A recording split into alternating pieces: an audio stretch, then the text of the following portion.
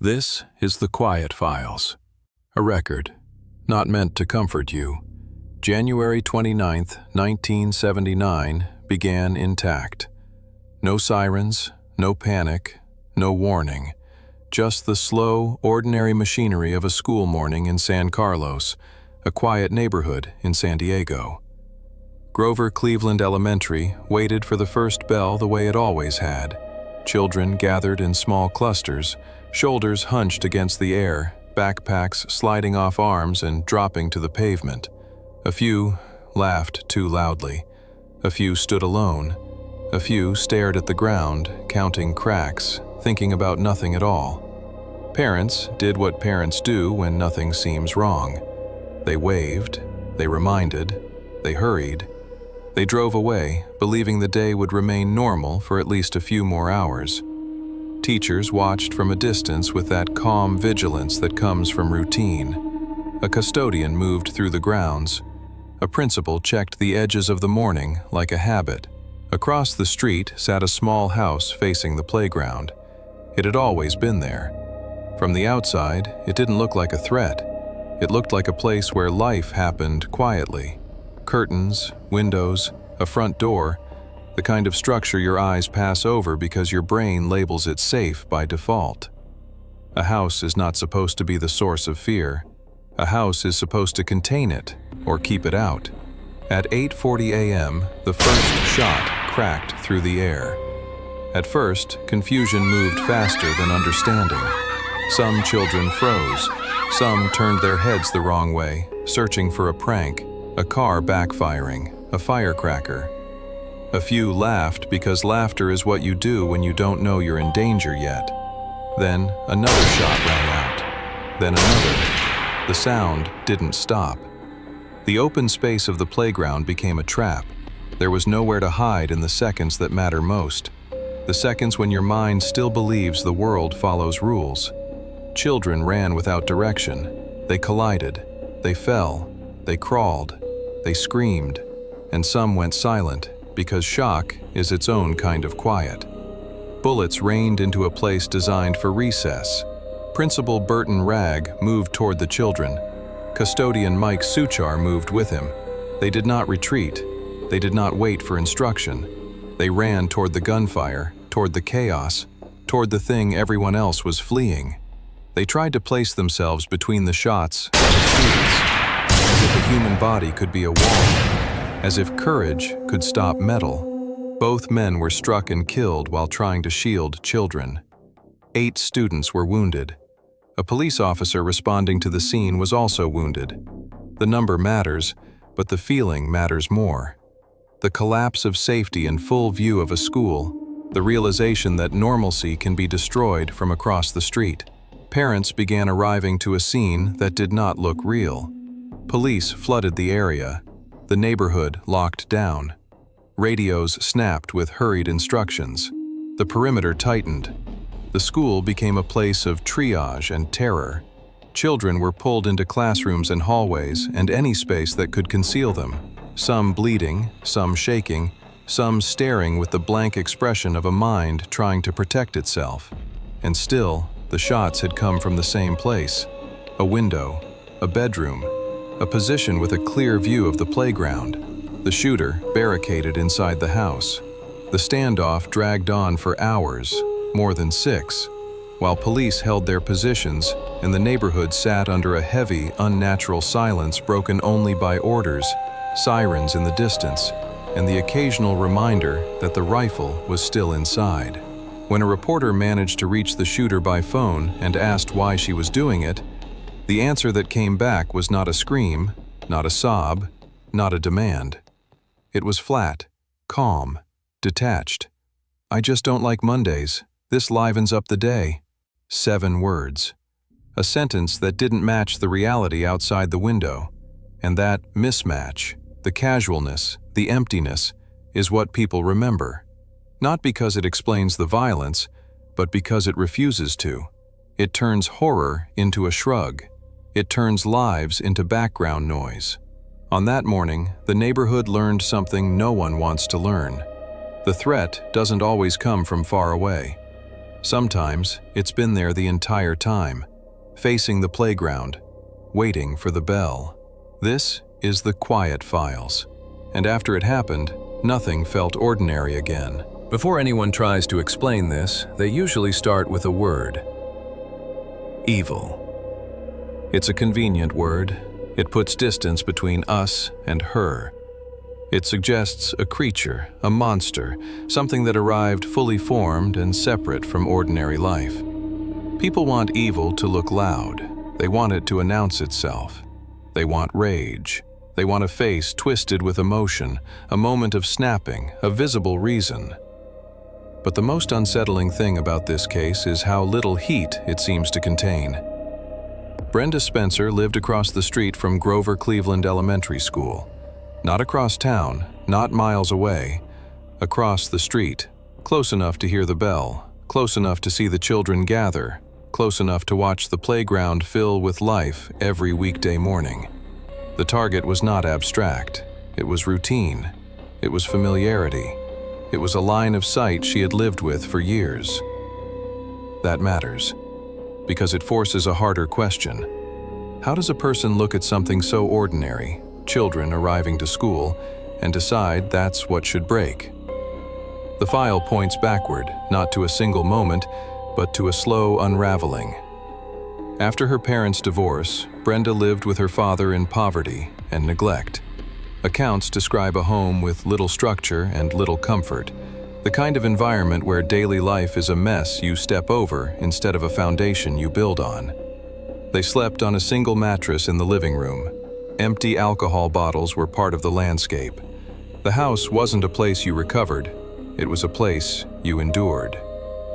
When a child grows up without stability, the damage doesn't always show up as sadness. Sometimes it shows up as numbness. Sometimes it shows up as anger with no direction. Sometimes it shows up as a person who stops believing other people matter the way they're supposed to.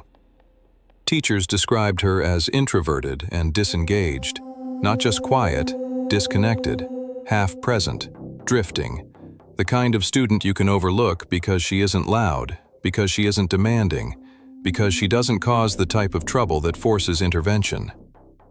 And yet, there were warning signs. She made alarming comments about violence. She expressed hostility toward police. She talked about doing something big. She had already been arrested for minor offenses. In hindsight, people describe it as a slow storm gathering behind closed doors. A storm that was visible in fragments, but never treated as urgent in full. Years later, Brenda would claim she had been abused by her father. He denied the allegations. The claims surfaced during parole hearings long after the shooting. The file does not offer an easy conclusion, but the claims themselves matter because they show the picture she presented. A teenager who described her own life as unsafe, unresolved, and unprotected. And here's the cold truth most people don't want to sit with. Even if every factor around her was broken, the act still required a decision, a choice. People ask what would make a 16-year-old kill randomly. Sometimes the answer isn't a dramatic motive. Sometimes the answer is that the person stops seeing other people as real. That's what emotional detachment does. It turns strangers into shapes. It turns lives into noise. It makes consequence feel theoretical. It drains empathy until suffering becomes just another sound outside the window. In that condition, random doesn't mean accidental. It means indiscriminate. It means the target isn't the point, the disruption is. And when you live in a home defined by neglect, instability, and absence, you can begin to crave disruption the way other people crave comfort. You can begin to resent ordinary joy. You can begin to look at a schoolyard full of children and feel nothing but distance. Evil, in this file, does not look like fire. It looks like emptiness. It looks like a teenager who watched the same routine every morning and one day decided the routine deserved to bleed into chaos. Not because those children did anything to her, but because their normalcy existed. The question isn't only what made her capable of it. The question is how many people saw the warnings in pieces and still allowed the pieces to remain separate. Across the street, the playground filled each morning. And across the street, something hollow was filling too. This is the quiet files. Because neglect doesn't always create a victim. Except, people search for a reason that feels proportional. A breakup, a bullying incident, a personal enemy, a humiliation so sharp it could explain the violence that followed. Something that would let the listener say, "Now I understand," and close the file in their mind. But Brenda Spencer's case resists that kind of closure. There was no single named target in that schoolyard, no declared rival, no personal grievance with the children she fired on. The randomness is part of the horror, not random in the sense of mistaken, but random in the sense that no one could earn safety. So what makes a teenager kill without a target? The file offers layers, not a verdict. After her arrest, evaluations revealed she had suffered a temporal lobe brain injury, reportedly from a bicycle accident. The temporal lobe is tied to emotional regulation, impulse control, and how a person interprets social cues, including the ability to understand that other people's pain is real and immediate. This is not an excuse. It is a vulnerability. Brain injury does not write a crime, but it can weaken the brakes. It can make impulse feel like destiny. And in a teenager already shaped by neglect, isolation, and resentment, weakened brakes become dangerous. Teachers and acquaintances described a pattern: withdrawal, disengagement, a flattening of affect, not the emotional turbulence people expect from adolescence, but something colder, a kind of drifting distance. She made hostile comments toward police. She hinted at violence. She spoke as if harm was a concept she could toy with. In later interviews, Brenda claimed she had been heavily drinking before the shooting and said she was under the influence of PCP. She described her memory as fragmented. She suggested even the infamous quote might not be fully reliable in her mind. Substance use doesn't generate a new personality. It amplifies what's already present. It dulls fear. It collapses restraint. It turns maybe into now.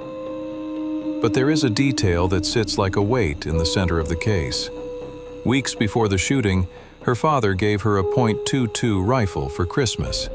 A gift. A weapon placed into the hands of someone already giving signals that she was unstable, already saying the kind of things that should have forced adults to take the situation seriously. Not because you predict this exact outcome, but because you don't gamble with instability and firearms. Here is where the horror becomes structural. Because random violence often requires access, it requires opportunity. It requires the ordinary negligence of adults who believe the worst won't happen in their house, on their street, in their neighborhood. And once access exists, the internal landscape matters. If you grow up in an environment where love is inconsistent, where supervision is thin, where consequences are unclear, where you feel unseen, you can begin to treat the world like it owes you an event. Not a future, not healing, an event. Something loud enough to force recognition, something big enough to drag the world into your emptiness. This is how indiscriminate violence becomes possible. The target becomes symbolic. Children in a schoolyard become the day. The routine becomes the system. The act becomes a way to damage normalcy itself. And then there's the quote, "I don't like Mondays. This livens up the day." What makes it unforgettable is not its cleverness. It's the lack of humanity inside it. It sounds like someone describing a disturbance, not a massacre. That is the coldest possibility. That in the moment, she didn't feel their pain as real. That she felt only the power of interruption, the ability to turn an ordinary morning into screaming. And whether she meant the sentence exactly as reported or not, the impact remains the same. The act was deliberate, the direction was clear, and the victims were chosen by proximity, not by story. That is what people mean when they say random. They mean the world stopped obeying rules. This is the Quiet Files, and we should be honest about something else. A teenager can be damaged, neglected, and impaired, and still understand the difference between a bad thought and an irreversible act. The rifle had to be picked up. The window had to be chosen. The trigger had to be pulled again and again and again. That repetition is not an accident. It is intention expressed in seconds. When people ask what makes someone evil, sometimes the answer is not a supernatural force. Sometimes it is a human being who discovers she can hurt strangers and keeps doing it. Some crimes end when the scene is cleared. This one didn't. San Diego tried to heal in the way cities heal: repaint the walls, reopen the doors, let time do what time does. Grover Cleveland Elementary returned to routine, but routine is never the same after it breaks. Children went back to class carrying a new knowledge that safety can be interrupted. Teachers returned with heavier eyes. Parents held their kids a little longer at drop-off, even years later, even when no one talked about why. The neighborhood moved forward, but the memory stayed under the surface. A quiet scar, the kind you learn to live with rather than erase. Nationally, the shooting became a reference point, an early marker in a pattern America would come to know too well. At the time, the country struggled to comprehend it. A teenager, a schoolyard, a window, no warning, no demand. A line that sounded like it came from someone watching a TV show instead of watching people bleed. Then culture took hold of it. A song, "I Don't Like Mondays," carried the story far beyond San Diego. For many listeners, the lyric arrived before the facts. The tragedy became something you could hum. A headline became a chorus. And for the families and survivors, that meant the event could never fade quietly. It would return on radios and playlists, not as history, but as replay. Inside prison walls, Brenda Spencer remained caught between infamy and obscurity. Parole hearings reopened the file again and again. Each denial served as a reminder that society still did not know what to do with the shape of this crime. A teenager who committed an act that felt both senseless and deliberate. And this is where the Quiet Files refuses the easy ending. Because the question is not only, what was wrong with Brenda Spencer? The question is, who had the responsibility to see the storm forming and failed? A child does not become hollow in a vacuum. A teenager does not acquire a rifle in isolation. A 16-year-old does not barricade in a house with ammunition without a chain of adult decisions behind her. Decisions made casually, made carelessly, made with the assumption that nothing will happen because nothing has happened yet. The adults in her life were the system around the system. A parent who provided the weapon. A home environment described as unstable, neglected, and saturated with alcoholism. A world in which warning signs were seen but not treated as urgent. Teachers observed withdrawal and disconnection. Acquaintances heard alarming comments. There were arrests. There were hints of escalating hostility. There were moments where intervention could have been more than concern. But intervention requires follow-through. It requires an adult to decide the child matters enough to be inconvenient. It requires someone to say, "This is not normal," and keep saying it until something changes. Instead, pieces remained separate. Every red flag became just one more odd detail in a life people didn't want to look at too closely. And when people don't look closely, the shadows grow comfortably. This is what makes the legacy unbearable. Because the shooting didn't just expose a teenager's capacity for violence. It exposed the fragility of the adult world around her. The casual negligence, the lack of containment, the ways people normalize dysfunction until dysfunction becomes tragedy. So when you hear the infamous sentence, understand what it really did. It didn't explain the crime. It erased the victims from the explanation. It reduced suffering to a mood. And that is why it echoes. Not because it gives us meaning, but because it reveals a terrifying possibility, that some people can do this without emotion, and that some adults can watch a child decline without urgency. The file remains open, not because the facts are unclear, but because the responsibility is shared. Across a home, across a street, across a community that didn't know what to do with warning signs until the warning became gunfire. This is the Quiet Files, and it leaves one final, uncomfortable lesson. Tragedy doesn't always arrive with a countdown. Sometimes it arrives after years of small decisions. To ignore, to minimize, to delay, to assume someone else will handle it.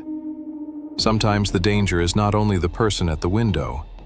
Sometimes the danger is the silence around that person. The adults who keep living as if nothing is wrong, because naming what's wrong would require action. That is how normalcy breaks. Not all at once, but all at once, eventually. People want one name, one villain, one person they can point to so the story stays clean and the world stays simple. But this file doesn't allow that. Because Brenda Spencer pulled the trigger, and the adults around her loaded the conditions. They built the room she lived inside. They normalized what should have been treated as an emergency. They watched a child become vacant and called it quiet. They watched warnings surface and called them phases. They saw isolation and called it attitude. They saw instability and called it family business. And then, in one of the most unforgivable decisions in the entire chain, a firearm entered that house as a gift. Not confiscated, not locked away, not treated like the lethal object it is. Handed over. Because adults love to believe the worst won't happen to them. Adults love to believe that intent is always obvious. Adults love to believe that a teenager's darkness is harmless until it becomes a headline. But darkness doesn't become a headline by itself. It is fed. It is ignored. It is left alone until it learns what it can do. So yes, hold her accountable. Hold the shooter accountable. Hold the person at the window accountable. But don't let the adults step away from the scene like they were only witnesses. Because children don't raise themselves. They don't supervise themselves. They don't buy themselves weapons and create themselves consequences. Adults decide what gets noticed. Adults decide what gets addressed. Adults decide what gets minimized until it's too late. And when a child's life is treated like background noise long enough, sometimes that child decides the world should sound like gunfire. That is the part no one wants to say out loud. That is the part that indicts more than one person. That is why this file doesn't close cleanly. Because the blame doesn't live in one bedroom window. It lives in every missed moment before it. This has been the Quiet Files. Until next time, stay observant.